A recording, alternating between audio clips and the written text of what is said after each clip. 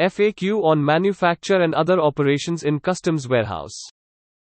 For latest updates, subscribe to our channel and press the bell icon. Simple, easy, transparent scheme. Defer customs duty payments till manufacture of finished product. Why was the concept of manufacture and other operations in warehouses developed by the Government of India? It's very interesting to see these regulations and to understand what they are going to achieve. The first is that there is no geographical limit of where you can set up the unit. A single application would get you the permissions for these operations.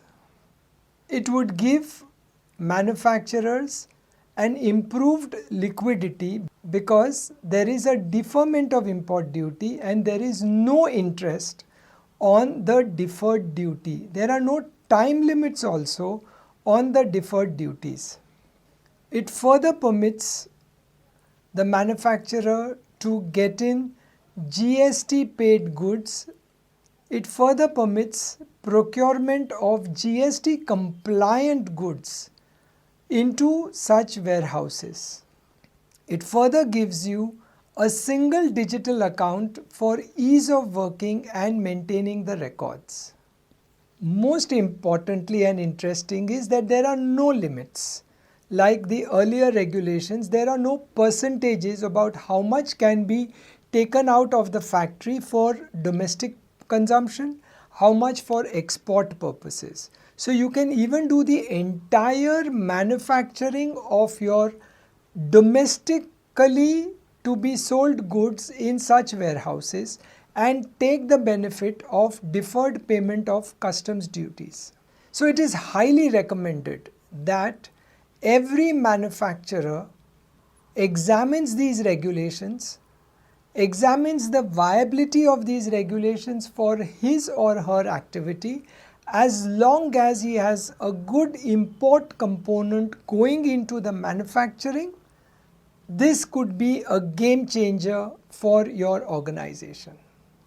It's also interesting that these regulations cover both capital goods and raw material. So you could import your entire capital goods without payment of customs duty, use them for manufacture of articles which may be sold either in the domestic market or may be sold internationally by not paying the customs duty at the time of original import. It's also very interesting that an existing unit in the domestic tariff area can also move applications to get himself such permissions and licenses on his existing unit. There is no need for you to set up a new separate unit to do these activities. It's also very interesting that when you take a permission under such sections and such regulations, your factory is not under a daily control of the customs, but there are very specified activities within your factory which have to be under the control of customs.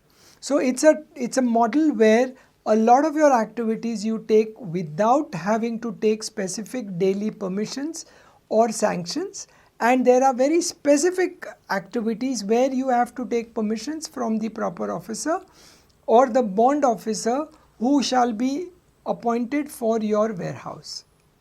It's also interesting to note that the regulations don't specify a lot of things.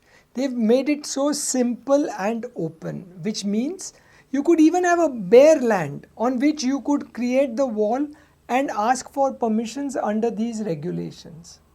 As long as your product of manufacture is of the type which can be done on a barren land and you are having imported components, raw materials going into the manufacture of those items.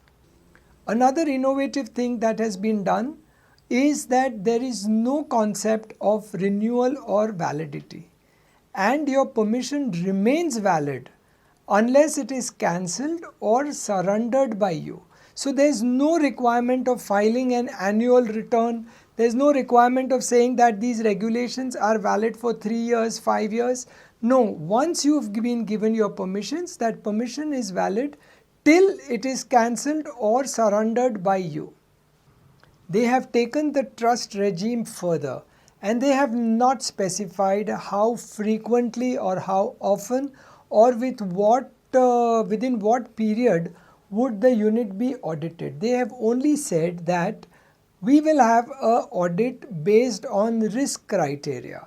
So it dependent on your operations, dependent on your compliance levels, dependent on the way you are conducting yourself, you may even not have an audit for 12 months or 15 months, and in case the risk criteria of the way you are acting is high, you could have a more frequent audit. So it all depends on the licensee as to how he is going to view these regulations. What can be considered worrisome over here? What can be considered worrisome over here is that when you have capital goods which you imported and took into such a warehouse, at the time of expanding, you will have to pay the duty which was deferred at the time of original import, and no depreciation will be given to you on that capital machinery.